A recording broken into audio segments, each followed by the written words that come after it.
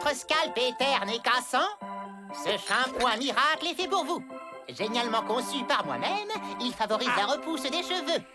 Ah, le bel œuf! J'adore chercher les œufs de Pâques. Démonstration.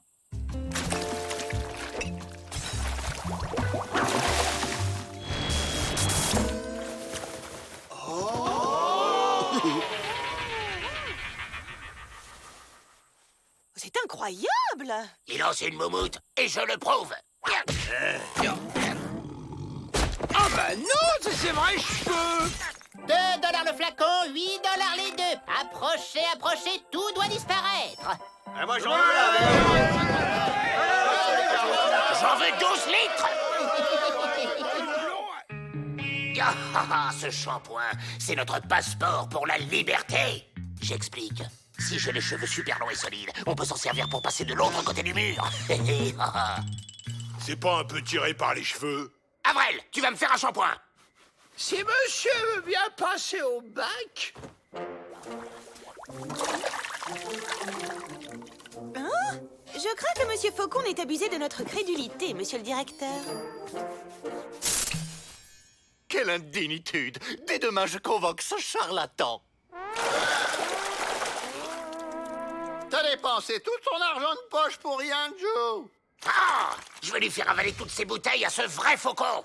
Ah non, mais c'est scandaleux, ça! J'ai jamais vu ça, moi! Et là, qu'est-ce qu'il y a d'écrit Pour être efficace, ce shampoing miracle doit être ajouté aux ingrédients secrets que le fabricant ne dévoilera en aucun cas. Mais c'est très malhonnête! Non, c'est du commerce. Ça leur peine bien compliqué de les trouver, ces ingrédients secrets. Les Indiens, ils aiment la nature. Alors c'est sûrement des trucs naturels.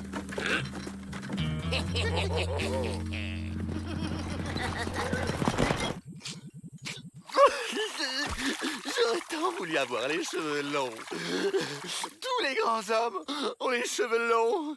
Hercule, Jésus, Attila.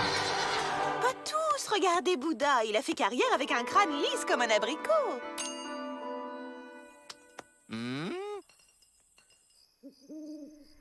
Le cuistot m'a garanti que ces produits étaient 100% naturels. En plus, c'est les Indiens qui le fournissent. Yeah. Et voilà le travail.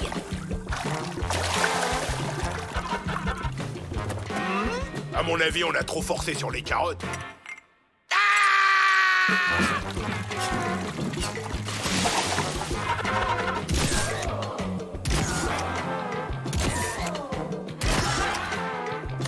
J'en ai ras la marmite du potager. Attends, Joe! On n'a pas essayé avec le piment de Cayenne!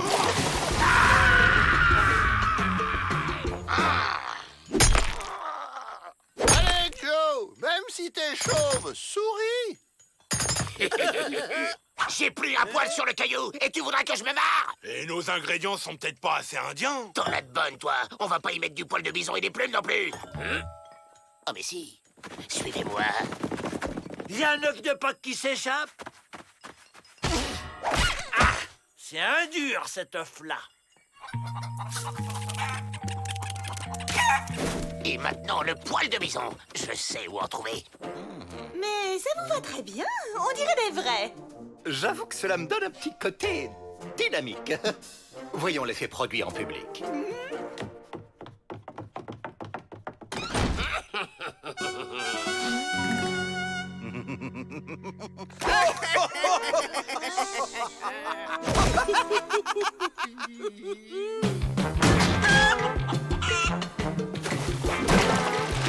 Cette fois, je le sens bien.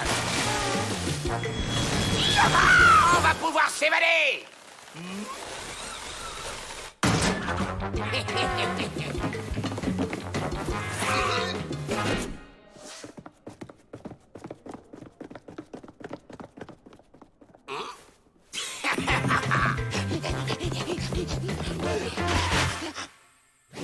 Vous allez me tenir par les cheveux et me lancer par-dessus le mur. Go!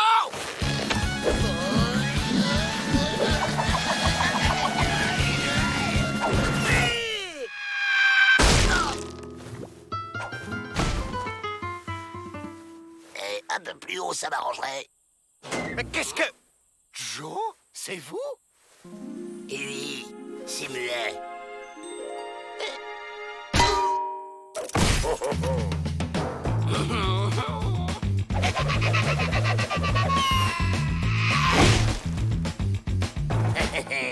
Grappez, vite! Alerte!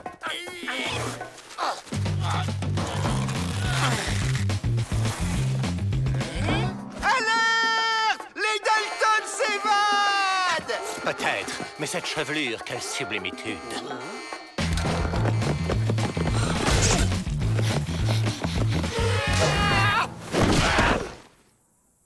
On est libre, les gars! On est libre! Je préviens immédiatement le shérif du comté. Signalement, petite taille et cheveux sublimement longs.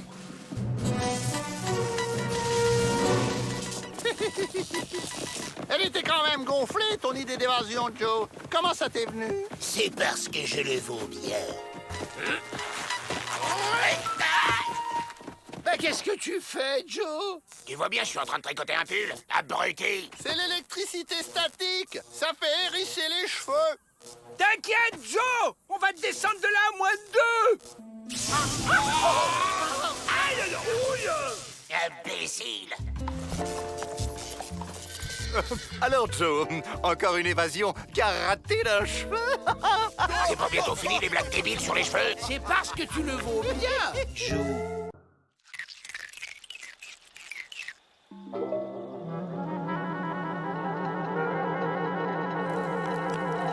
Et dans la vapeur de la salle de bain, une main sort de la douche. Mais plus de shampoing!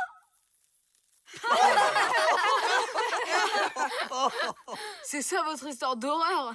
Elle est nulle. Franchement, même pas peur. Perdre son shampoing, c'est super flippant. C'est sûr que c'est pas à toi que ça risque d'arriver. Ne nous énervons pas. C'est une très belle histoire et très effrayante. Mais maintenant, que diriez-vous d'écouter celle du brocoli maléfique? Oh oui, c'est mon histoire préférée! Vous voulez vraiment avoir peur? Alors essayez d'écouter jusqu'au bout l'histoire 100% vraie du randonneur qui s'est perdu dans cette forêt. Alors qu'il essayait de retrouver son chemin au milieu de la nuit, il fut attaqué par une créature terrifiante. Le randonneur s'enfuit et parvint presque à lui échapper en lui donnant des coups avec sa canne. Mais le monstre l'avait déjà mordu.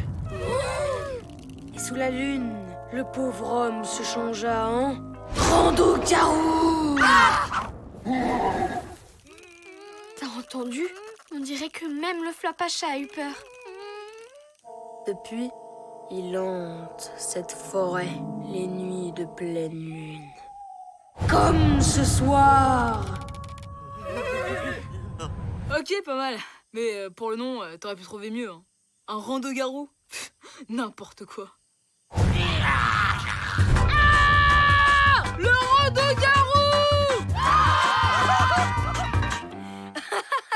Alors là, mon pote, t'as fait très fort. Ah, j'ai hâte de voir leur tête quand ils se verront sur la vidéo.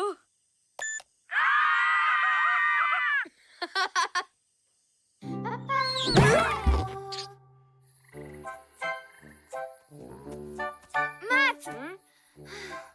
On a cru qu'il t'avait attrapé. Chut! Moins fort! Le rando-garou pourrait nous entendre! Mais... Et surtout, ne paniquez pas! Tout le monde se calme. Le rando-garou, c'était une blague. Mais merci pour le scoop, hein. Les chochottes, on les chocotte. Alors ça, c'est vraiment pas sympa. Je sens déjà le carton sur mon blog.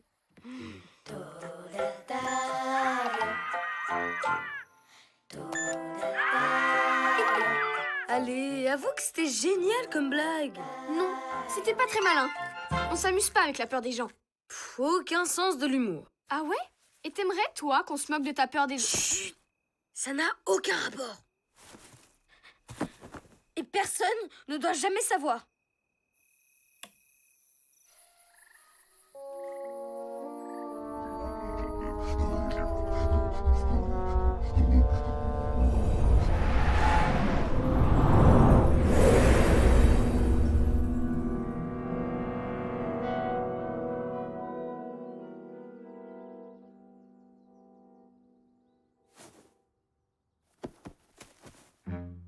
Elle est déjà partie au petit-déj? Bah sympa, elle aurait quand même pu nous attendre.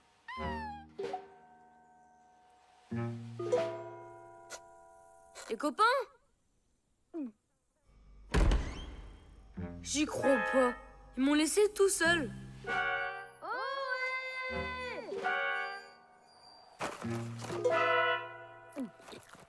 Tout ça à cause de la blague d'hier? Ah, c'est tout petit comme vengeance. Et s'il s'était passé un truc?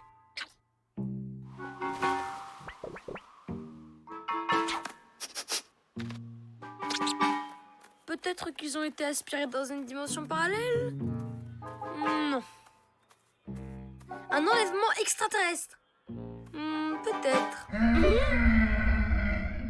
Squeak, c'est pas le moment de faire des blagues. Non, c'est pas moi. Ah! Tu te parles? Parole d'écureuil, j'ai jamais rien vu d'aussi étrange. Sauf son rêve, peut-être. Mais oui, ça explique tout. Je suis en train de rêver. Bon ben, y a plus qu'à attendre que je me réveille. Mais du coup, c'est toi qui es dans mon rêve ou moi qui suis dans le tien? Ou alors on est dans le même. Bon, on s'endort et on sort d'ici.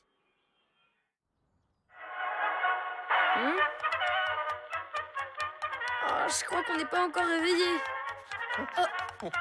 Et qu'on n'est pas tout seul. Oh là là, vite, vite, vite, je vais être en retard. Hippolyte, vous êtes prêts? Encore 1 minute ou 2, Odile.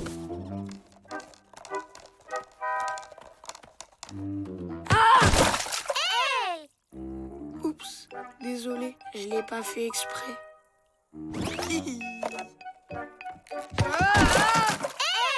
Brian! Il faut te laver, mon garçon! Oh là là! 1 plus 1? Je sais pas, moi. C'est l'addition la plus compliquée que j'ai jamais vue. C'est ça! On est tous dans le même cauchemar. Non! Va-t'en! Ne t'approche pas de lui! Il y a même le rando-garou! Laisse ma cousine tranquille! Matt, c'était horrible. Le rando-garou voulait te mordre.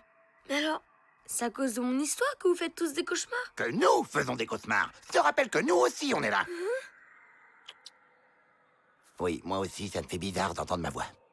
Venez, on va récupérer les autres et on sort de là! Le résultat, c'est 2.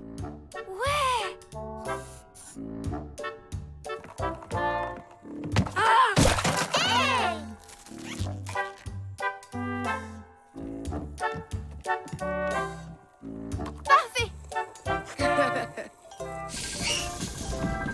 Cool! Ça va?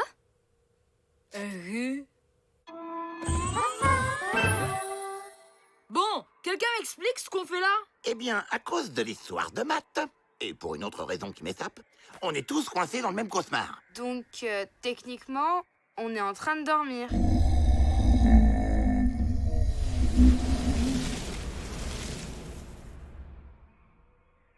C'est le Flapacha. Lui aussi, il est dans le cauchemar? Il a même l'air terrorisé. On peut pas laisser comme ça. Il faut qu'on aille l'aider lui aussi.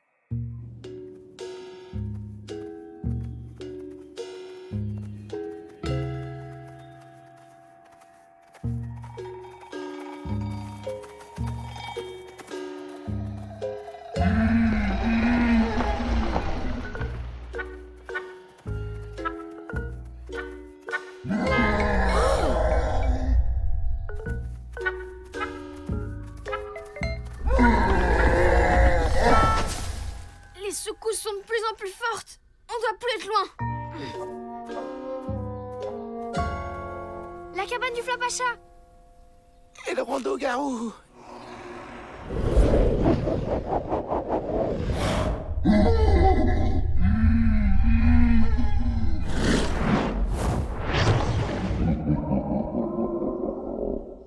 Mais en fait, c'est le rando-garou qui lui fait peur. Mais oui, le Flapacha était là quand t'as raconté ton histoire. On l'a même entendu crier. J'ai compris.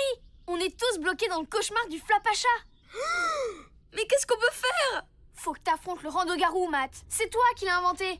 Il n'y a que toi qui peux le faire partir. Allez, Matt, tu vas y arriver.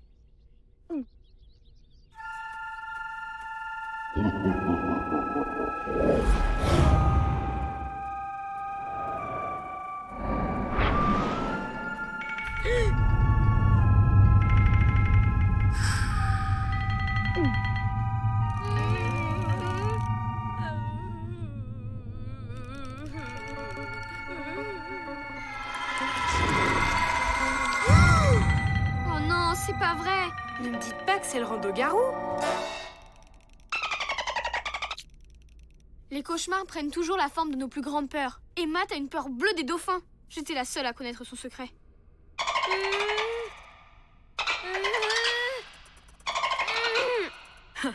C'est vraiment la honte.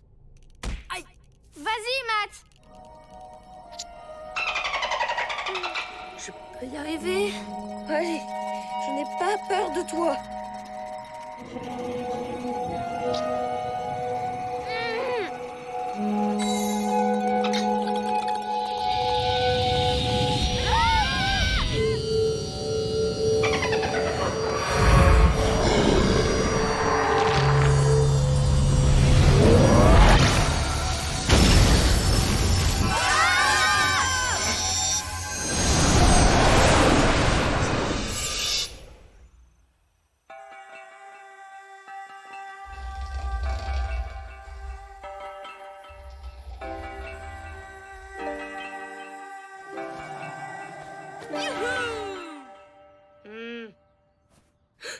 On est toujours dans le rêve?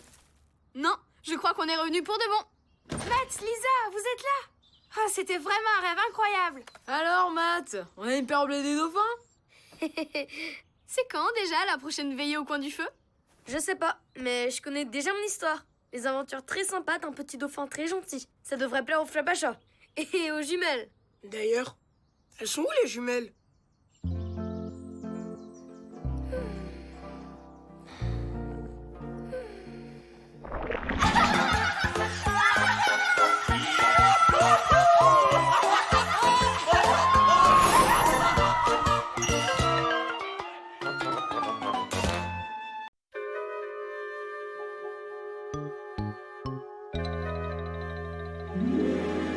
C'est un DMST, 20 cm3 de tétrafluorocitrine. Choc antigonal, on va le perdre. Vous avez pensé à le faire payer d'avance? Comment non? Allez voir dans ses poches si vous trouvez une carte de crédit. Je vais essayer de le ranimer le temps qu'il signe. Posez-lui la main sur la feuille, il tient bien le stylo. Tiens-toi prêt, à 3 j'envoie la sauce. Nous rappelons qu'il est interdit de manger devant la télé comme de gros gorets. Rebranche ou une sale bouillie verte va te tacher ton parquet. Ma télé. Votre attention, auriez-vous l'obligeance de mettre vos chamailleries en veilleuse juste le temps d'aller voir qui vient d'arriver?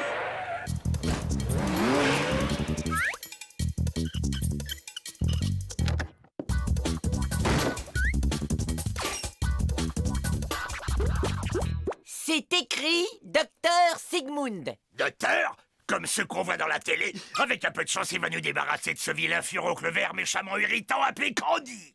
Hé, envoyez-moi une corde pour remonter. Si je prends l'escalier, il risque de me voir.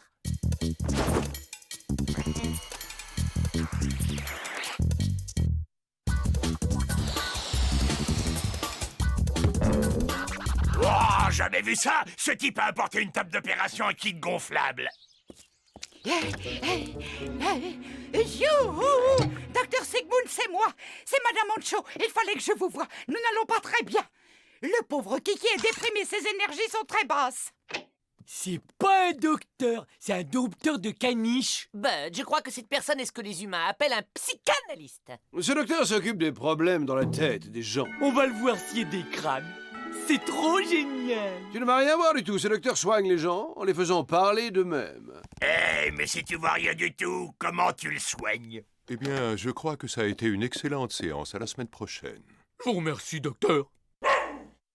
C'est stupéfiant. Ce psychanalyste a réussi à libérer la parole de ce chien. Je me demande quel résultat il obtiendrait sur l'un d'eux. Qui a dit que le seul endroit valable pour manger, c'était assis derrière une table? C'est ce qui distingue les créatures évoluées des animaux. Elles marchent debout et elles mangent assises à table. J'ai besoin d'un volontaire pour se faire analyser la tête par cet analyste afin d'analyser sa méthode. Là, c'est ma mouche apprivoisée. Attends-moi, Buzz l'éclair, on va faire un tennis. Je me suis toujours dit que dès que j'aurai 2 minutes, j'essaierai de savoir si un de ses doigts n'est pas plus gros que l'autre. Mon bel aspi, je le passe le jour et la nuit, car lui et moi, on est si bien tous les deux. Quand je le passe sur le tapis, plus rien d'autre ne compte, et rien ne pourrait nous déranger. Pas question, vous pouvez me supplier à genoux en pleurant, je n'irai pas. C'est tout. Oh, rends-moi ça tout de suite. Bud! Bud, tu te rends compte, cet aspirateur, ce n'est pas un jouet. J'ai des Bud! Arrête! Qu'est-ce que tu vas lui faire? Il est si fragile! Non, pas le sac! C'est bon, c'est d'accord, j'y vais! C'est bon! Mais relâchez-le!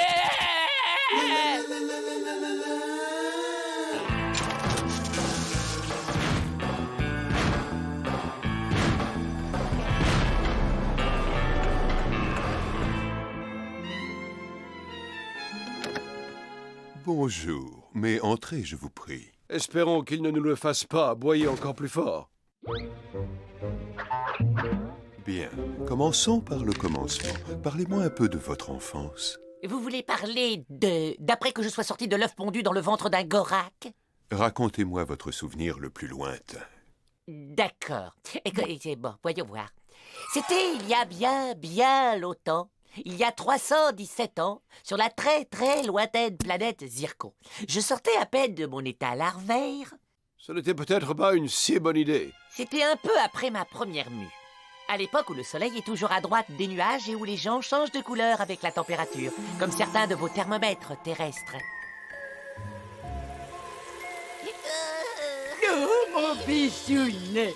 Oh! Il a fait un vilain rêve le candidat à sa maman. Oh, mais quelle odeur insupportable! T'es vraiment le fils de ton père, c'est pour ça que je l'ai quitté! Quand ça sent pas bon, maman est grognon! Et quand c'est pas bon et quand c'est sale, c'est pas joli, c'est très mal! Quand c'est saleux, c'est très maleux. Quand c'est saleux, c'est très maleux. Quand c'est saleux... La séance est terminée. Bien, vous avez une personnalité angoissée, mais les causes de votre angoisse sont une extrême banalité. Pour vous, tâches et saletés sont synonymes de rejet. Vous ne faites pas le ménage par goût de la propreté, mais dans l'espoir d'être aimé et accepté par votre mère. Oh, puisqu'on en parle, vous pourriez me faire la poussière avant de partir? Depuis son retour, le sujet s'est comme pétrifié dans un fauteuil et projette un regard vide sur tout son entourage. Ouais, il serait temps d'aller te pétrifier ailleurs que dans mon fauteuil. Compris, petite tête? Dégage, je te fais avaler tes gencives par les yeux. Le sujet est sorti de sa prostration et développe à présent des tendances agressives. Eh, rends-toi un peu utile et fais-moi un sandwich avant d'attaquer la préparation du dîner.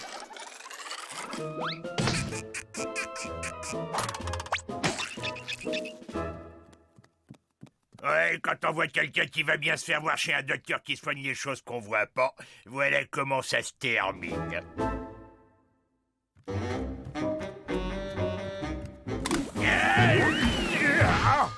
Depuis que le ménage Candy le fait plus, c'est devenu carrément dangereux par ici.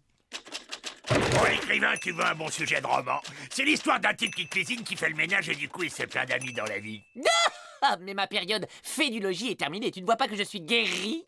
Je me sens libéré et enfin en contact avec mon être essentiel. Tu vas rentrer en contact avec cette main si tu fais pas un truc essentiel, cuisiner. Gorgeous, tu ne penses pas que c'est toi qui as un problème à être toujours aussi agressif? Et puis, je ne sais pas si tu te rends compte, mais tu es boulimique. Tu ne crois pas que tu devrais te demander quel est ce manque que tu essaies de combler en t'empiffrant? C'est l'heure de ma séance! Le docteur, il déteste les gens qui sont en retard!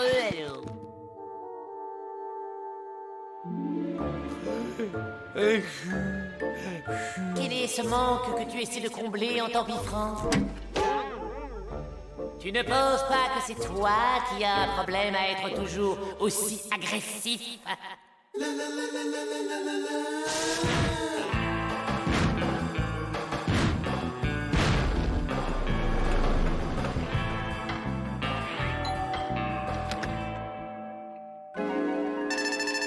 Je crois que j'ai un problème d'agressivité avec la nourriture. Bien, commençons par le commencement.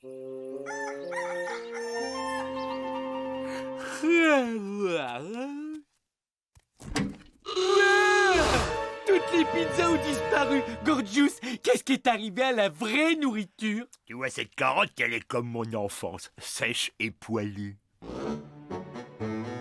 Bud, n'embête pas Gorgius pendant qu'il essaie d'entrer en contact avec sa carotte intérieure. Ouais, bah moi je veux rentrer en contact avec des pizzas. Parce que je me sens tout faible et mon petit corps il réclame du sucre. Bud, tu dois accepter de grandir. Tu vas bientôt avoir 340 ans et tu te comportes encore comme un gamin de 112 ans. Bud, tu devrais aller explorer la face obscure de ton enfance. Salut Doc, ce serait pour m'explorer la face obscure. Assis sur les poubelles, là, là, là, et les détritus amoncellent. Ils sentent sous les aisselles, ou ils sentent sous les aisselles. Drôlin déjeuner. Ça y est, j'ai déjà perdu 25 kilos. Allez, on fait un pot.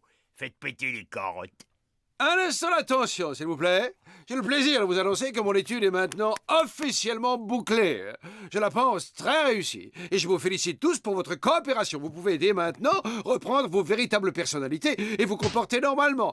Et adieu, les carottes poilues. Non, mais il serait pas en train d'essayer de nous dire quelque chose, lui? Tu trouves qu'on n'est pas normaux, c'est ça? Mon vieux, si quelqu'un a un problème ici, c'est toi! Oh, ils sont beaucoup plus perturbés que je ne le pensais. Je crains d'avoir un peu perdu le contrôle de mon expérience. C'est mon devoir d'aller voir de plus près comment ils ont pu en arriver là. Et le jour de mes 5 ans, j'ai construit un accélérateur de particules rudimentaires et la même année, j'ai mis au point les sous-vêtements à régulation thermonucléaire. Très bien, c'est l'heure. La séance est finie. Donc, le principe est le suivant. Dans un premier temps, vous payez, et ensuite, je vous délivre mon diagnostic. Mais qu'est-ce que vous avez avec l'argent, vous autres humains? Sur ma planète, vous exerceriez votre art par curiosité scientifique. Eh bien, ici, sur Terre, nous voyons les choses un peu différemment. Ici, on ne mange pas que des cailloux, on a besoin d'argent pour vivre. Et c'est cet argent que vous allez me donner. Vous vous souvenez quand cette obsession pour l'argent a commencé? Eh bien, je crois que c'était... Quand j'étais enfant, il y avait cette paire de chaussures en cuir de coccinelle dans la vitrine et ma mère refusait de me les acheter. Continuez, j'écoute. Et je ne pouvais pas me les offrir et les filles n'avaient Dieu que pour les garçons avec des chaussures en cuir de coccinelle. Mais oui, on se lâche. Libérez-vous un bon coup de ces vieilles angoisses. Je me sens un homme nouveau, un homme libre. Maintenant, je vais enfin prendre ma vie en main. Je vais enfin pouvoir faire tout ce que j'ai toujours voulu.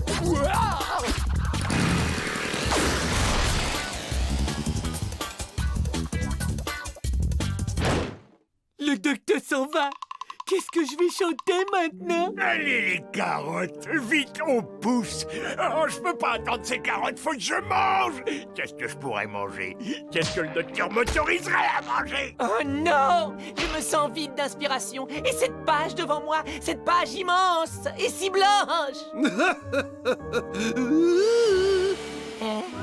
Oh, ce son si pur et si doux!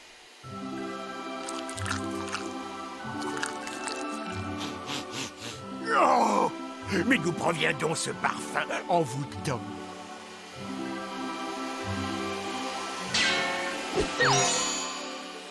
Oh!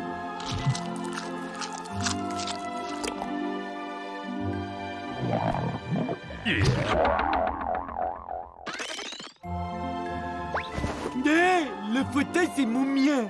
Bon, écoutez-moi les gars, j'ai de bonnes nouvelles pour vous. Je viens de terminer l'évaluation de vos analyses respectives et je pense que vous devriez tous reprendre votre traitement. Les gars, ça fait remonter de mauvais souvenirs d'être attaché à un poteau.